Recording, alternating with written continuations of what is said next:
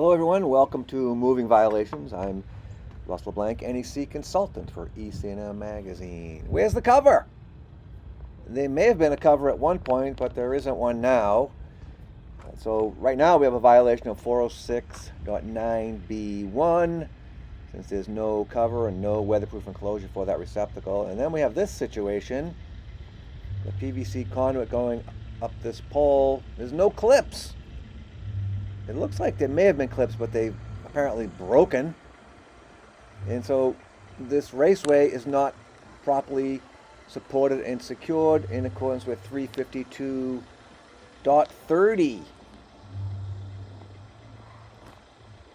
The other issue was that receptacle in that box also was not the weather resistant type, also required by 406.9B1.